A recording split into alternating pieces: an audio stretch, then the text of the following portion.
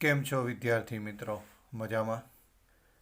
આપણે ભાગ 2ની અંદર પહેલું પ્રકરણ શેરમૂડીના હિસાબો અને બીજું પ્રકરણ ડિબેન્ચરના હિસાબો પૂર્ણ કર્યું. હવે આપણું ત્રીજું પ્રકરણ છે કંપનીના વાર્ષિક હિસાબો. બીજા શબ્દમાં એને કહીએ તો કે કંપનીના નાણાકીય પત્રકો તરીકે પણ એને ઓળખવામાં આવે છે.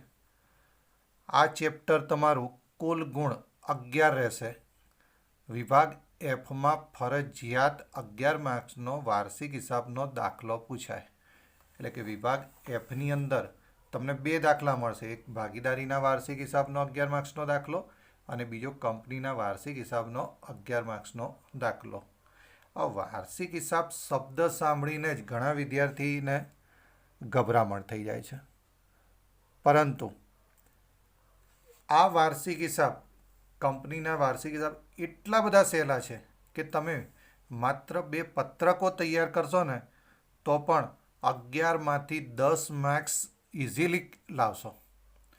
પણ એના માટે તમારે 2 પત્રક તૈયાર કરવા પડશે. ભાગીદારીના વાર્ષિક હિસાબમાં આપણે 5થી 6 વિગતો તૈયાર કરવી પડતી હતી. હવાલાની 2 અસરો આપવામાં આવતી હતી. જ્યારે અહીંયા કંપનીના વાર્ષિક હિસાબમાં તો માત્ર 2 પત્રક જ છે અને હવાલા તો આવતા જ નથી એમ કહીએ તો પણ ચાલે, કારણ કે 3 જ વિગત એવી છે કે જેની 2 અસર આપવાની હોય છે, બાકી કોઈ હવાલા હોતા નથી.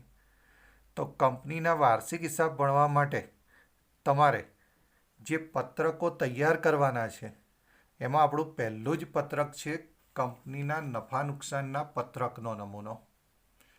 હવે એનું શીર્ષક શું લખાય?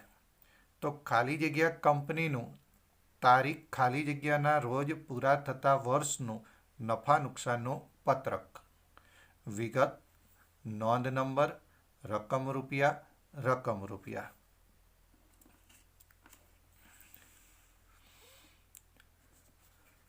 પહેલું જ એમાં આવે કે કામગીરીમાંથી ઉપજ. હવે કામગીરીની ઉપજ કઈ રીતે મેળવવાની? તો મેં અહીંયા તમને કૌંસમાં બતાવ્યું છે કે વેચાણ માઇનસ વેચાણ પરત કરીએ તો આપણને જે કામગીરીમાંથી ઉપજ મળે એ આપણે રકમના પહેલા ખાનામાં લખીશું. નંબર 2, અન્ય ઉપજ. હવે અન્ય ઉપજ કઈ? તો વ્યાજ મળ્યું હોય, ડિવિડન્ડ મળ્યું હોય, મિલકત વેચાણનો નફો થયો હોય, ગાલખાત પરત મળી હોય તો આને આપણે શું કહીશું? અન્ય ઉપજ. તો એ પણ ક્યાં લખીશું? રકમના પહેલા ખાનામાં. અને કામગીરી ઉપજ અને અન્ય ઉપજનો સરવાળો કરીને આપણે બીજા ખાનામાં મૂકીશું, જેને આપણે કહીશું કુલ ઉપજ. એટલે કે કુલ ઉપજ કઈ રીતે મળશે નંબર 3માં? તો કે નંબર 1 અને નંબર 2નો સરવાળો કરવાથી આપણને કુલ ઉપજ મળે. હવે નંબર 4, ખર્ચાઓ. ખર્ચાઓમાં નંબર 1 તમને ખરીદી આપી હોય, વેચેલ માલની પડતર આપી હોય, વપરાયેલ માલની પડતર આપી હોય. દાખલામાંથી કોઈ પણ આ 3માંથી એક શબ્દ આપ્યો હોય તો તમારે એને ખર્ચના શીર્ષક હેઠળ લખીશું અને પ્રથમ ખાનામાં રકમ મૂકીશું. નંબર 2, સ્ટોકમાં ફેરફાર. ખર્ચના શીર્ષક હેઠળ બીજું શું આવશે? સ્ટોકમાં ફેરફાર. તો એ કઈ રીતે શોધવાનો? કે શરૂના સ્ટોકમાંથી આખાનો સ્ટોક બાદ કરી દેવાનો. જો પ્લસ રકમ આવે તો પહેલા ખાનામાં જ મૂકીશું અને માઇનસ રકમ આવે તો પણ પહેલા ખાનામાં મૂકીશું, પરંતુ એને કૌંસમાં મૂકીશું. ઓકે. નંબર 3, પ્રત્યક્ષ ખર્ચા. પ્રત્યક્ષ ખર્ચમાં કયા આવે? તો કે મજૂરી હોય, રેલવે નૂર, આવક માલગાડા ભાડું. તો આ બધા ખર્ચને કેવા કહીશું? પ્રત્યક્ષ ખર્ચા. એ પણ ખર્ચના શીર્ષક હેઠળ પ્રથમ ખાનામાં લખીશું. નંબર 4, કર્મચારી લાભના ખર્ચા. એટલે કે કર્મચારીને પગાર ચૂકવીએ, કર્મચારીને બોનસ આપીએ, કમિશન આપીએ, એના પ્રોવિડન્ટ ફંડમાં ફાળો ઉમેરીએ તો આ બધું શું કહેવાશે? કર્મચારી લાભના ખર્ચા. એ પણ ક્યાં લખાય? રકમ પહેલા ખાનામાં.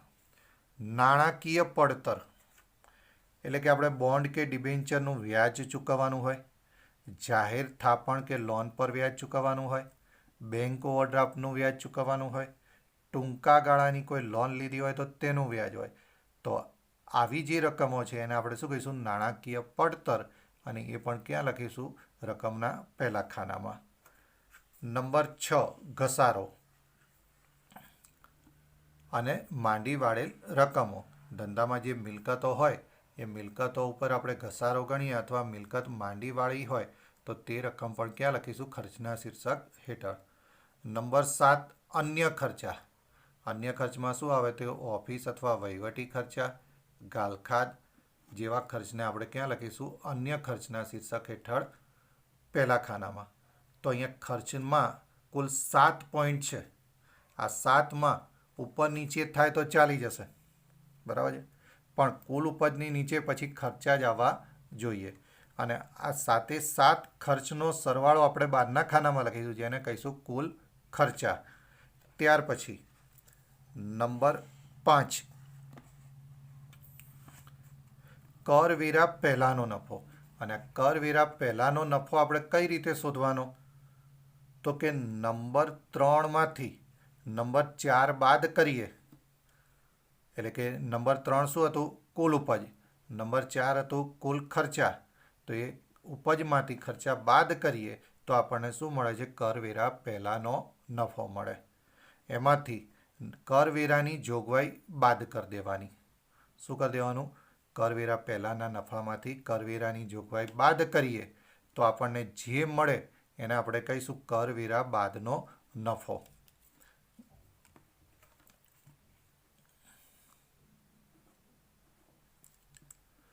કંપનીનું નફા નુકસાનનું પત્રકમાં તમારે કેટલા પોઈન્ટ યાદ રાખવાના છે? તો કે 7 પોઈન્ટ તમારે યાદ રાખવા પડશે. પહેલો પોઈન્ટ શું આવશે? તો કે કામગીરીમાંથી ઉપજ. નંબર 2 અન્ય ઉપજ. આ બંનેનો સરવાળો કરીએ તો નંબર 3 કુલ ઉપજ. નંબર 4 ખર્ચા. ખર્ચમાં કેટલા? તો કે 7 પોઈન્ટ છે. નંબર 5 કરવેરા પહેલાંનો નફો. નંબર 6 કરવેરાની જોગવાઈ. અને નંબર 7 કરવેરા બાદનો નફો. અહીંયા કરવેરાની જોગવાઈ તમને રકમ આપી હોય અથવા ટકાવારી આપી હોય. જો ટકાવારી આપી હોય તો કરવેરા પહેલાંના નફા પર એ ટકાવારી પ્રમાણે રકમ શોધવાની રહેશે. તો આ હતું આપણું નફા નુકસાનનું પત્રક. તમારે આ જ ફોર્મેટમાં હંમેશા બનાવવાનું રહેશે. આથી દરેક વિદ્યાર્થીએ કોઈ પણ હિસાબે આ પત્રક તમને આવડવું જોઈએ. તમે ગમે તે રીતે તૈયાર કરો, ગોખીને તૈયાર કરો, સમજીને તૈયાર કરો, પણ તમે આ પત્રક બનાવેલું હશે તો માત્ર તમારે પછી રકમો જ ગોઠવવાની રહેશે. ધારો કે આપણે આને સમજીએ કે વેચાણ તમને 10 લાખ આપ્યું હતું. વેચાણ પરત 1 લાખ હતું. તો 10 લાખમાંથી 1 લાખ બાદ કરીએ તો આપણને 9 લાખ શું મળશે? તો કે કામગીરીમાંથી ઉપજ. અન્ય ઉપજમાં તમને વ્યાજ 10,000 અને મિલકત વેચાણનો નફો 15,000 એમ કરીને 25,000 આપ્યા છે. તો એ 25,000 અહીંયા લખીશું. તો અહીંયા 9 લાખ, અહીંયા 25,000, તો આપણે કુલ ઉપજ કેટલી થશે? 9,25,000. ત્યાર પછી ખર્ચાઓમાં રકમમાં ધારો કે આપણને ખરીદી આપી છે 4 લાખ, તો અહીંયા લખીશું 4 લાખ ખરીદી. સ્ટોકમાં ફેરફાર. શરૂનો સ્ટોક હતો 50,000, આખરનો સ્ટોક હતો 40,000, તો 50માંથી 40 બાદ કર્યા તો આપણને 10,000 મળ્યા, જે લખીશું સ્ટોકમાં ફેરફાર. પ્રત્યક્ષ ખર્ચા. આપણને મજૂરી અને આવક માલ ગાડા ભાડું આપ્યું હતું. મજૂરી આપી હતી 4,000 અને આવક માલ ગાડા ભાડું 6,000 એમ કરીને 10,000 પ્રત્યક્ષ ખર્ચા લખ્યા. કર્મચારી લાભના ખર્ચા. પગાર આપણે ચૂકવ્યો તો 1 લાખ, પ્રોવિડન્ટ ફંડમાં ફાળો આપ્યો તો 25,000, તો 1,25,000 આપણે કર્મચારી લાભના ખર્ચા લખીએ. નાણાકીય પડતર. આપણે ઓવરડ્રાફ્ટ લીધો તો એનું વ્યાજ ચૂકવવાનું હતું અને ટૂંકા ગાળાની લોન લીધી હતી એનું વ્યાજ. એ બધું થઈને આપણને 10,000 મળ્યા, તો અહીંયા 10,000 લખીશું નાણાકીય પડતર. ઘસારો અને માંડી વાળેલ રકમો. તો એ આપણને ઘસારો અને માંડી વાળેલ રકમ 15,000 છે તો 15,000 લખી કાઢીએ. અન્ય ખર્ચમાં ઓફિસ ખર્ચ આપ્યા હતા 10,000, તો એ 10,000 લખીએ. તો આ બધા જે ખર્ચા છે એનું આપણે ટોટલ કરીએ તો આપણને 6,25,000 મળે છે, માની લઈએ. તો અહીંયા કુલ ઉપજ કેટલી હતી? 9,25,000. એમાંથી 6,25,000 ખર્ચા બાદ કર્યા તો તો આપણને કરવેરા પહેલાંનો નફો 3 લાખ રૂપિયા મળે. હવે તમને પાછું જોગવાઈ કીધી હોય કે કરવેરાની જોગવાઈ 50% લેખે, તો 3 લાખના 50%, 1,50,000 આપણે શું ગણીશું? કરવેરા ગણીશું. અને કરવેરા પછીનો આપણને નફો મળશે 1,50,000. ઓકે. ત્યાર પછી આપણે કંપનીના પાકા સરવૈયાનો નમૂનો જોઈએ. અહીંયા તમારે એક તો નફા નુકસાનનું પત્રક અને પાકું સરવૈયું, આ બે જ વસ્તુ તૈયાર કરવાની છે. હવે કંપનીનું પાકું સરવૈયાનો નમૂનો પણ નફા નુકસાનના પત્રકની જેમ જ રહેશે. વિગત, નોંધ નંબર, રકમ રૂપિયા. શીર્ષક શું લખીશું? તો ખાલી જગ્યા કંપનીનું, તારીખ ખાલી જગ્યાના રોજનું પાકું સરવૈયું. હવે પાકું સરવૈયુંમાં આપણને બે ભાગ જોવા મળશે. અને કંપનીના વાર્ષિક હિસાબો હંમેશા ઊભા સ્વરૂપે તૈયાર થાય છે. આપણે ભાગીદારીના વાર્ષિક હિસાબ કયા સ્વરૂપે તૈયાર? તો આડા સ્વરૂપે. આપણે પાકું સરવૈયું જોતા હતા તો એમાં પહેલાં શું લખતા હતા? મૂડી દેવા. સામે લખતા હતા મિલકત લેણા. જ્યારે અહીંયા આપણે શું લખાય છે? તો પહેલાં ઇક્વિટી અને જવાબદારી, આ આપણો એક ભાગ રહેશે અને બીજો ભાગ રહેશે મિલકતો. એટલે કે પાકું સરવૈયું તમારું બે ભાગમાં, મુખ્ય શીર્ષક કેટલા? તો કે બે. કયા? તો ઇક્વિટી અને જવાબદારી, અને બીજું છે મિલકતો. હવે ઇક્વિટી જવાબદારીની અંદર પેટા 3 શીર્ષક. નંબર 1 શેર હોલ્ડર્સના ભંડોળો, નંબર 2 બિન ચાલુ જવાબદારીઓ અને નંબર 3 ચાલુ જવાબદારીઓ. હવે શેર હોલ્ડર્સના ભંડોળમાં પેટા શીર્ષક કેટલા? તો કે 2. એક શેર મૂડી અને બીજું અનામત વધારો. તો શેર મૂડી જે હોય એની રકમ પહેલા ખાનામાં લખીશું, અનામત વધારો જે છે એની પહેલા ખાનામાં રકમ લખીશું અને કુલ સરવાળો કરીને બીજા ખાનામાં એને લઈ જઈશું, જે આપણા માટે શું કહેવાશે? શેર હોલ્ડરના ભંડોળો કહેવાશે. બીજું પેટા શીર્ષક હતું બિન ચાલુ જવાબદારીઓ. હવે એમાં પેટા શીર્ષક કેટલા? તો કે 3. પહેલું લાંબા ગાળાના ઉછીના નાણાં, બીજું અન્ય લાંબા ગાળાની જવાબદારીઓ અને ત્રીજું લાંબા ગાળાની જોગવાઈઓ. જો શોર્ટમાં યાદ રાખવું હોય, ઉછીના નાણાં, જવાબદારીઓ અને જોગવાઈઓ બધું કેવું છે? લાંબા ગાળાનું. એટલે કે 12 માસ કરતાં વધુ સમય માટે આપણે જો ઉછીના નાણાં લીધા હોય તો એને આપણે શું કહીશું? લાંબા ગાળાના ઉછીના નાણાં. 12 માસ કરતાં વધુ સમયમાં જવાબદારી ચૂકવવાની હોય તો લાંબા ગાળાની, અને કોઈ જોગવાઈ કરી હોય જે 12 માસ કરતાં વધુ સમય માટે હોય તો એને કહીએ છીએ લાંબા ગાળાની જોગવાઈઓ. તો લાંબા ગાળાના ઉછીના નાણાં પહેલા ખાનામાં, લાંબા ગાળાની જવાબદારીઓ પહેલા ખાનામાં અને લાંબા ગાળાની જોગવાઈઓ પહેલા ખાનામાં. ત્રણેયનો સરવાળો કરીને બીજા ખાનામાં લખીશું, જે આપણું શું બનશે? બિન ચાલુ જવાબદારીઓ. કેવી? કુલ બિન ચાલુ જવાબદારીઓ. ત્રીજું પેટા શીર્ષક આપણું હતું ચાલુ જવાબદારીઓ. અને ચાલુ જવાબદારીમાં કુલ કેટલા? તો કે 4. નંબર 1 ટૂંકા ગાળાના ઉછીના નાણાં, વેપારી દેવા, અન્ય ચાલુ જવાબદારીઓ, ટૂંકા ગાળાની જોગવાઈઓ. એટલે કે બિન ચાલુ જવાબદારી જે હતી ને એની એ જ વસ્તુ, માત્ર એમાં શું વધારાનું ઉમેરાયું? તો કે વેપારી દેવા ઉમેરાયા. જો ત્યાં પણ લાંબા ગાળાના ઉછીના નાણાં હતા, અહીંયા ટૂંકા ગાળાના ઉછીના નાણાં. ત્યાં લાંબા ગાળાની જવાબદારીઓ હતી, અહીંયા ચાલુ જવાબદારીઓ છે. ત્યાં લાંબા ગાળાની જોગવાઈ હતી, અહીંયા ટૂંકા ગાળાની જોગવાઈઓ છે. એટલે કે બિન ચાલુ જવાબદારી જે છે એમાં એનું એ જ અહીંયા તમારે શું કરવાનું છે? ચાલુ જવાબદારીમાં કન્ટિન્યુઅસ કરવાનું છે.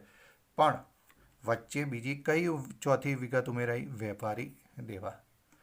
ટૂંકા ગાળાનું એટલે કે 12 માસ કરતાં ઓછા સમયમાં, તો તેને આપણે શું કહીશું? ચાલુ જવાબદારી અથવા ટૂંકા ગાળાનું. તો ટૂંકા ગાળાના એટલે કે 1 વર્ષની અંદર ચૂકવવાપાત્ર નાણાં લીધા હોય તો તેને શું કહીશું? ટૂંકા ગાળાના ઓછી નાણાં, જે લખીશું પ્રથમ ખાનામાં.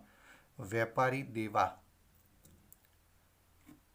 તો એ પણ ક્યાં લખીશું? પ્રથમ ખાનામાં. અન્ય ચાલુ જવાબદારીઓ પણ પ્રથમ ખાનામાં. ટૂંકા ગાળાની જોગવાઈઓ પણ પ્રથમ ખાનામાં. તો આ 4 નો સરવાળો કરીને બીજા ખાનામાં લઈ જવાનો, જે આપણા માટે શું બનશે? કુલ ચાલુ જવાબદારી. અને હવે તમારે શું કરવાનું?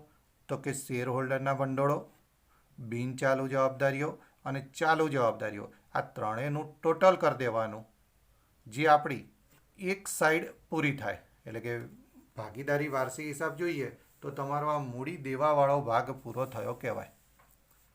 હવે ઘણા વિદ્યાર્થીને આમાં જે તકલીફ હશે તો હું આગળ એને સમજાવું છું, એટલે તમે ધ્યાનથી આ વિડીયો જોજો. આમાંથી પૂરેપૂરા માર્ક્સ આપણે મેળવવાના છે.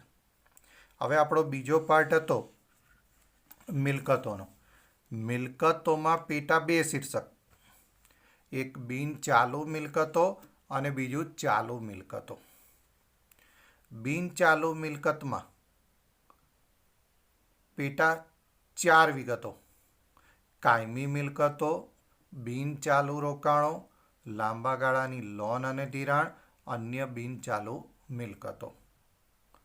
કાયમી મિલકતોમાં પાછું બે પેટા વિગત આવશે: દ્રશ્ય મિલકતો અને અદ્રશ્ય મિલકતો. જે કાયમી મિલકત હોય, જે એમાં દ્રશ્ય મિલકત પણ હોય અને અદ્રશ્ય પણ હોય, જે આપણે અહીંયા ધ્યાનમાં લઈશું. બિન ચાલુ રોકાણ એટલે કે 1 વર્ષ કરતાં વધુ સમય માટે આપણે જે રોકાણ કર્યું હોય તો તેને આપણે શું કહીએ છીએ? બિન ચાલુ રોકાણો અથવા લાંબા ગાળાના રોકાણો. લોન અને ધિરાણ આપ્યું હોય પણ 12 માસ કરતાં વધુ સમય માટે આપ્યું હોય તો તેને આપણે શું કહીએ છીએ? લાંબા ગાળાની લોન અને ધિરાણ. અન્ય બિન ચાલુ મિલકતો.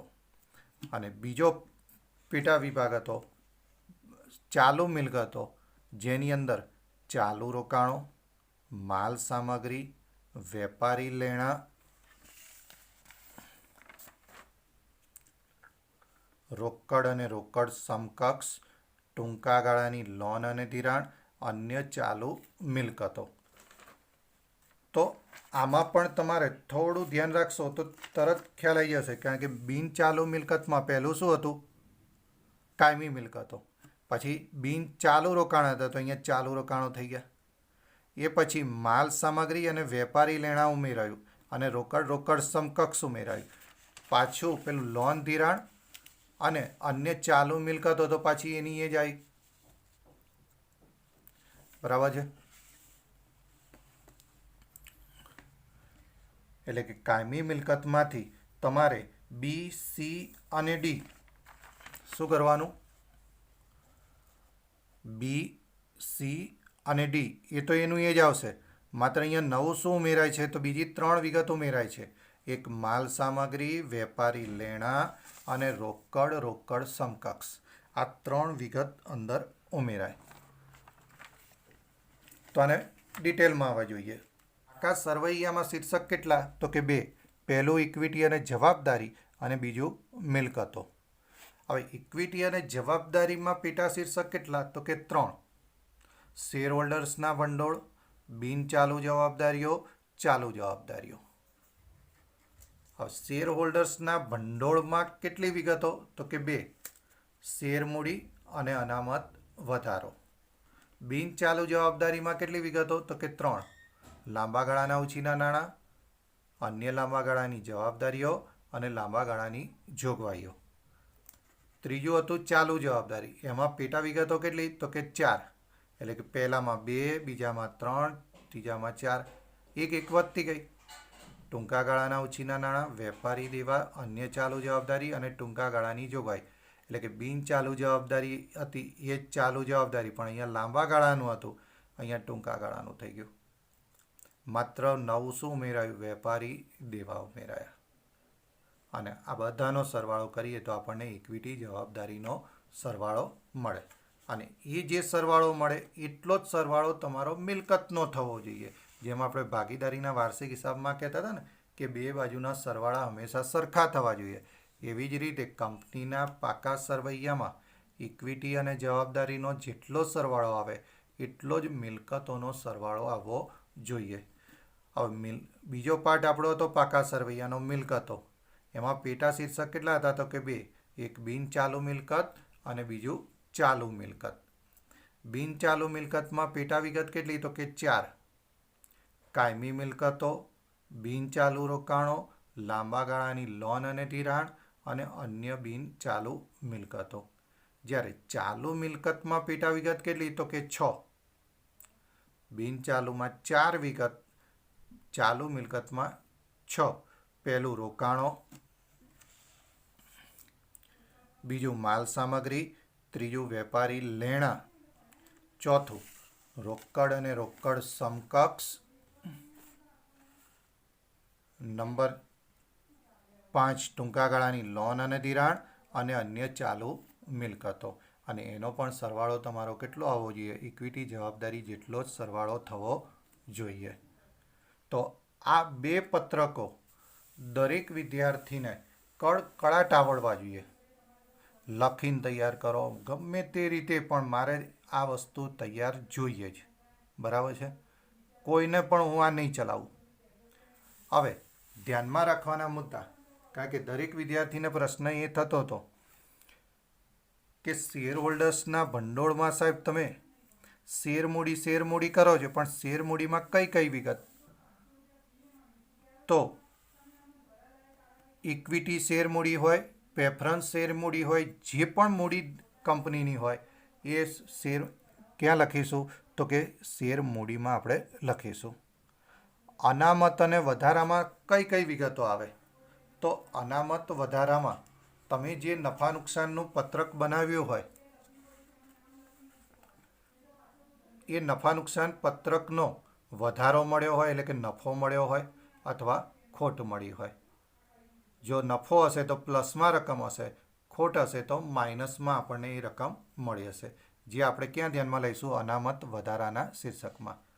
સામાન્ય અનામત આપ્યું હોય, જામીનગીરી પ્રીમિયમ આપ્યું હોય, મૂડી અનામત આપ્યું હોય, અનામત ભંડોળ આપ્યું હોય, કામદાર અકસ્માત વળતર ભંડોળ આપ્યું હોય, રોકાણ વધઘટ અનામત કે ભંડોળ આપ્યું હોય, તો આવી કોઈ પણ વિગત આપી હોય તો એ આપણે ક્યાં લખવાની? અનામત અને વધારાના શીર્ષક હેઠળ એને લખવાની રહેશે. એ પછી આપણું બીજું શીર્ષક હતું પેટા શીર્ષક ઇક્વિટી જવાબદારી બાજુ, બિન ચાલુ જવાબદારીઓ.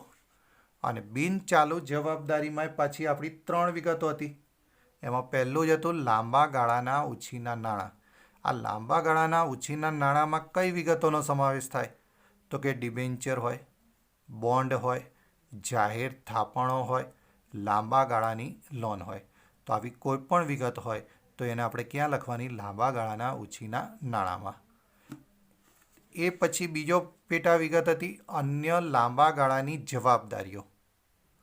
તો એની અંદર શેનો સમાવેશ થશે? તો કે ડિબેન્ચર પરત પ્રીમિયમ અને પ્રેફરન્સ શેર પરત પ્રીમિયમ, એટલે કે પરત પ્રીમિયમ આપ્યું હોય તો એ આપણી શું કહેવાશે? લાંબા ગાળાની જવાબદારી કહેવાય.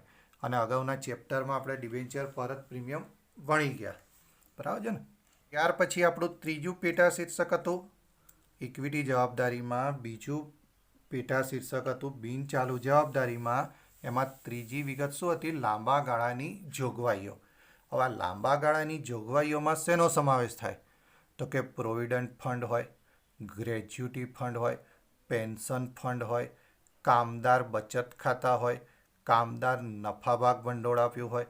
તો આવી જે વિગતો છે એનો સમાવેશ શેમાં થાય? તો કે લાંબા ગાળાની જોગવાઈઓમાં થાય. હવે આપણો ત્રીજો ઇક્વિટી જવાબદારીમાં ત્રીજું પેટા શીર્ષક ચાલુ જવાબદારીઓ. અને ચાલુ જવાબદારીમાં પેટા કેટલી વિગતો હતી? તો કે 4. પહેલું જ હતું ટૂંકા ગાળાના ઉછીના નાણાં. એટલે કે 12 માસથી ઓછા સમય માટે આપણે જે ઉછીના નાણાં લીધા હોય તો એને આપણે શું કહીએ છીએ? ટૂંકા ગાળાના ઉછીના નાણાં. તો ટૂંકા ગાળાની loan, bank overdraft, cache credit, આવી જે વિગતો આપી છે એને આપણે ક્યાં લખીશું? ટૂંકા ગાળાના ઉછીના નાણાંમાં. વેપારી દેવા. આ વેપારી દેવામાં કોનો સમાવેશ થાય? તો ધંધાના જે લેણદારો છે અને જે દેવી હુંડી છે એનો સમાવેશ શેમાં થાય? વેપારી દેવામાં. એટલે કે લેણદારો અને દેવી હુંડી ક્યાં લખવાનું? વેપારી દેવામાં. ત્રીજી વિગત આપણી હતી અન્ય ચાલુ જવાબદારીઓ. તો અન્ય ચાલુ જવાબદારીઓમાં શું આવશે? ચૂકવવાના બાકી ખર્ચા, અગાઉથી મળેલ આવકો, ડિબેન્ચર પર ચૂકવવાનું બાકી વ્યાજ, અગાઉથી મળેલ શેર હપ્તા. તો આવી કોઈ વિગત હશે તો એને ક્યાં લખીશું? અન્ય ચાલુ જવાબદારીઓમાં. ચોથો પોઈન્ટ આપણો હતો ટૂંકા ગાળાની જોગવાઈઓ, અને ટૂંકા ગાળાની જોગવાઈઓમાં તો કે કરવેરાની જોગવાઈ અને સૂચિત ડિવિડન્ડ. અને આ કરવેરાની જોગવાઈની આગળ આવી રીતે ટીક માર્ક કરી રાખજો. ઓકે, એ પછી હું તમને સમજાવું છું. તો આપણો પાકા સરવૈયાનો એક પાર્ટ ઇક્વિટી જવાબદારી અહીંયા પૂર્ણ કર્યું, કે જેના પેટા 3 શીર્ષક હતા. પહેલું શેર હોલ્ડરના ભંડોળ, બીજું બિનચાલુ જવાબદારી અને ત્રીજું ચાલુ જવાબદારી. હવે આપણો પાકા સરવૈયાનો બીજો પાર્ટ મિલકતો, અને મિલકતોના પેટા 2 શીર્ષક, એક બિનચાલુ મિલકત અને બીજું ચાલુ મિલકત. આ બિનચાલુ મિલકતની અંદર પહેલી જ વિગત શું હતી? તો કે કાયમી મિલકતો. હવે કાયમી મિલકતો દ્રશ્ય પણ હોય અને અદ્રશ્ય પણ હોય. તો દ્રશ્ય મિલકતમાં શું આવે? તો કે જમીન, મકાન, પ્લાન્ટ યંત્રો, ફર્નિચર, વાહનો, સાધન સરંજામ, ભાડે પટ્ટે મિલકતો. તો આ બધી કેવી મિલકતો કહેવાય? કે જેને જોઈ શકાય છે, સ્પર્શી શકાય છે. તો તેવી મિલકતને આપણે શું કહીએ છીએ? દ્રશ્ય મિલકતો. કાયમી અદ્રશ્ય મિલકતોમાં શેનો સમાવેશ થાય? તો પાઘડી, પેટર્ન, ટ્રેડમાર્ક, કોપીરાઇટ. તો આ 4 મિલકતો તો તમે 11મામાં પણ ભણીને આવ્યા અદ્રશ્ય મિલકત તરીકે. સોફ્ટવેર, ફ્રેન્ચાઇઝ, આ ઘણા વિદ્યાર્થી નવું લાગશે એને, પણ 11મામાં આ પણ આવી જાય છે. સોફ્ટવેર એટલે આપણે કોઈ પણ કોમ્પ્યુટરની અંદર સોફ્ટવેર નંખાય અને એના દ્વારા જ આપણે કામ કરી શકતા હોય ધંધાનું. આવી જ રીતે ફ્રેન્ચાઇઝ, કોઈ પણ કંપનીનું નામ લઈને આપણે એ ધંધો કરતા હોય તો એને શું કહેવામાં આવે છે? ફ્રેન્ચાઇઝ કહેવામાં આવે છે. તો આ શું કહેવાશે? અદ્રશ્ય મિલકતો. ક્યાં લખીશું? ચાલુ મિલકતના શીર્ષકમાં બિનચાલુ મિલકતની અંદર અદ્રશ્ય કાયમી મિલકત તરીકે. ત્યાર પછી બીજું હતું બિનચાલુ રોકાણો. બીજા શબ્દમાં કહીએ તો લાંબા ગાળાના રોકાણો, કે જેનો સમયગાળો કેવો છે? 12 માસ કરતાં વધુ સમય માટે રોકાણ કર્યું હોય તો તેને આપણે કહીશું બિનચાલુ રોકાણો. જેમાં પ્રોવિડન્ટ ફંડના રોકાણો, ડિબેન્ચર પરત નિધિના રોકાણો, બાંધી મુદતની થાપણો જેને આપણે એફડી તરીકે ઓળખીએ છીએ, સરકારી જામીનગીરીઓ, મ્યુચ્યુઅલ ફંડના યુનિટો, અન્ય કંપનીના શેર કે ડિબેન્ચરમાં આપણે રોકાણ કર્યું હોય તો આ બધાને આપણે શું કહીશું? બિનચાલુ રોકાણોના શીર્ષક હેઠળ એને સમાવેશ કરીશું.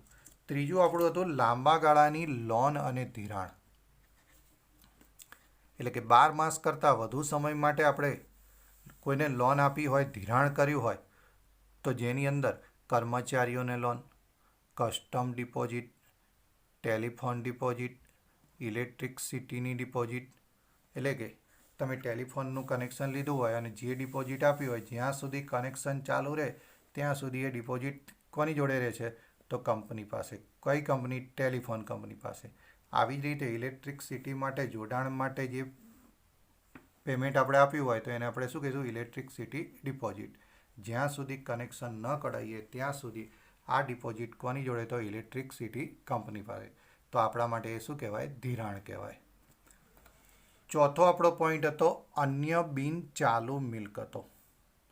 અન્ય બિનચાલુ મિલકતોમાં શું આવે? તો ડિબેન્ચર વટાવ, જાહેરાત ઝુંબેશ ખર્ચ, સંશોધન વિકાસ ખર્ચ. પણ આ કેટલા સમય માટે હોય? તો કે 12 માસ કરતાં વધુ.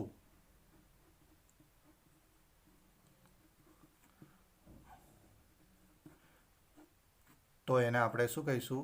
અન્ય બિનચાલુ મિલકતમાં સમાવેશ કરીશું. ત્યાર પછી મિલકતોનો બીજો આપણો પેટા શીર્ષક હતું ચાલુ મિલકતો. અને ચાલુ મિલકતમાં પહેલી જ વિગત હતી ચાલુ રોકાણો. એટલે કે આપણે જે રોકાણ 12 માસ કરતાં ઓછા સમય માટે રોકાણ કર્યું હોય તો તેને આપણે શું કહીશું? ચાલુ રોકાણો. જેવા કે અન્ય કંપનીના શેર કે ડિબેન્ચર ખરીદ્યા હોય, સરકારી જામીનગીરીઓ ખરીદી હોય, વેચાણપાત્ર જામીનગીરીઓ ખરીદી હોય, તો આવા રોકાણને આપણે શું કહીએ છીએ? ચાલુ રોકાણો. ચાલુ મિલકતમાં બીજો પોઈન્ટ હતો માલ સામગ્રી. તો માલ સામગ્રીમાં શેનો સમાવેશ થાય? તો કે કાચા માલનો સ્ટોક, અર્ધ તૈયાર માલનો સ્ટોક, છૂટા ઓજારો, માર્ગસ્થ માલ, તૈયાર માલનો સ્ટોક, તો આ બધાને આપણે શું કહીશું? માલ સામગ્રી. એ પછી ત્રીજું આપણું શીર્ષક હતું ચાલુ મિલકતમાં વેપારી લેણા. તો વેપારી લેણામાં શેનો સમાવેશ થાય? દેવાદારો અને લેણી હુંડી. જો વેપારી દેવામાં શેનો સમાવેશ થાય? તો લેણદારો અને દેવી હુંડી. જ્યારે વેપારી લેણામાં દેવાદારો અને લેણી હુંડી. રોકડ અને રોકડ સમકક્ષ, જેની અંદર રોકડ શિલ્લક, બેંક શિલ્લક, હાથ પર ચેક અને ડ્રાફ્ટ્સ, જે આ ત્રણેયનો શેમાં સમાવેશ હશે? રોકડ અને રોકડ. રોકડ સમકક્ષ એટલે કે જે તમે તરત રોકડમાં રૂપાંતર કરી શકતા હોય તો એને આપણે શું કહીએ છીએ? રોકડ સમકક્ષ. દાખલા તરીકે રોકડ શિલ્લક, તરત આપણે એનો ઉપયોગ કરી શકીએ. બેંક શિલ્લક, બેંકમાં જે શિલ્લક છે બેંકમાં જઈને આપણે એને ઉપાડી શકીએ છીએ. હાથ પર ચેક અને ડ્રાફ્ટ્સ, ધારો કે હાથ પર ચેક છે અને બેંકમાં ભરીએ તો 2 દિવસમાં એનું શું થાય? રોકડમાં રૂપાંતર થઈ જાય. ડ્રાફ્ટ પણ એ જ રીતે રોકડમાં રૂપાંતર થઈ જાય.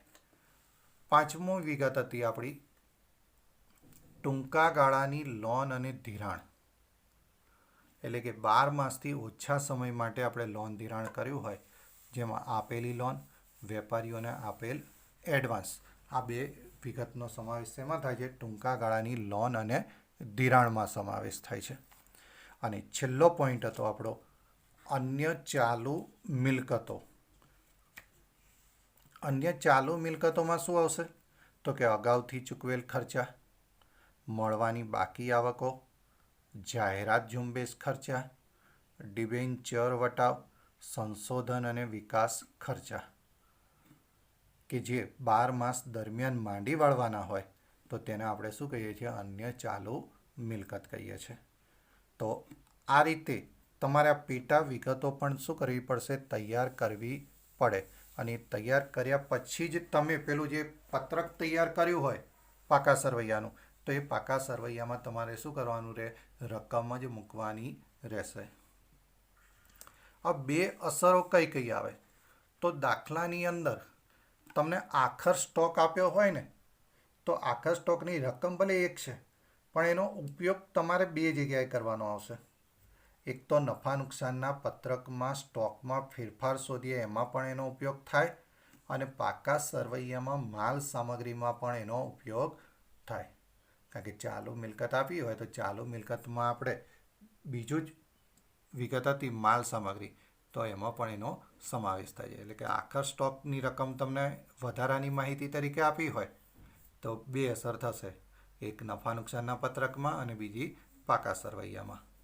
કરવેરાની જોગવાઈ, આ પણ 2 વિગતો થશે. એક તો નફા નુકસાનનું પત્રક બનાવીએ તો એમાં પણ કરવેરા પહેલાંના નફામાંથી કરવેરાની જોગવાઈ શું કરવાની આવે છે? બાદ કરવાની આવે છે. અને બીજી એની એક અસર પાકા સરવૈયામાં ટૂંકા ગાળાની જોગવાઈ તરીકે એને આપણે લખીશું. એટલે કે ચાલુ જવાબદારીઓ હતી, ઇક્વિટી જવાબદારીના શીર્ષક હેઠળ ત્રીજો પોઈન્ટ ચાલુ જવાબદારી, એમાં ચોથો પોઈન્ટ હતો ટૂંકા ગાળાની જોગવાઈ. એની અંદર પણ શું લખાય? કરવેરાની જોગવાઈનો સમાવેશ થાય.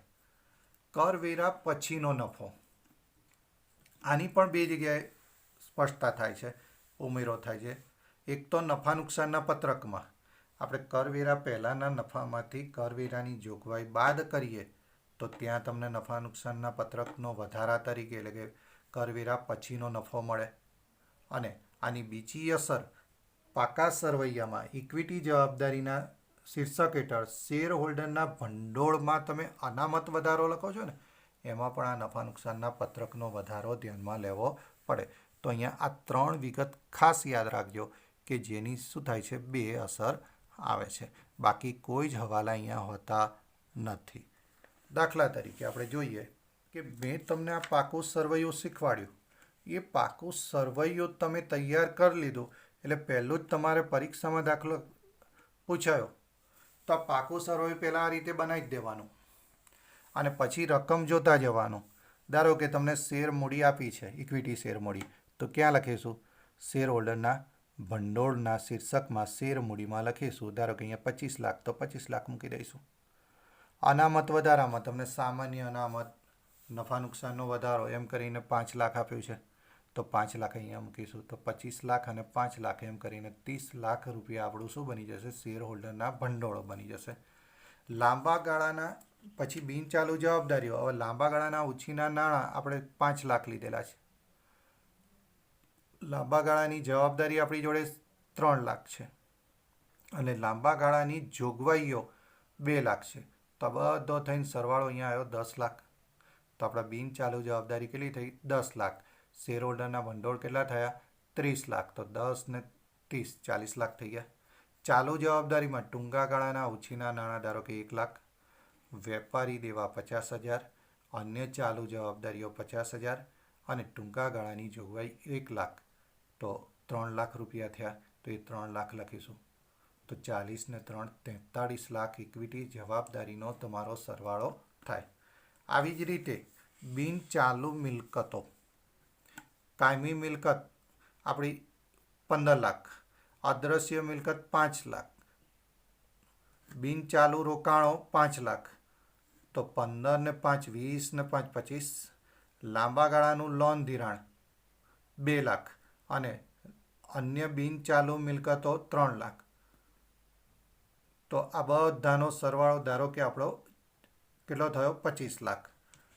ચાલુ મિલકતોમાં ચાલુ રોકાણો, માલ સામગ્રી, વેપારી લેણાં, આ જે વિગતો આવતી હોય એ વિગતો આપણે લખીશું અને એનો પણ સરવાળો કરીને 12 મૂકીએ તો એ પણ આપણો સરવાળો કેટલો આવવો જોઈએ? 43 લાખ થવો જોઈએ. અને બંને સરવાળા જો તમારા સરખા થાય તો આપણે સમજવાનું કે આપણા પાકા સરવૈયામાં કોઈ જ ભૂલ થયેલી નથી. તો દરેક વિદ્યાર્થીએ હોમવર્કમાં આ 2 પત્રકો અને વધારાની વિગતો આ ફરજિયાત તૈયાર કરવાનું રહેશે. Thank you.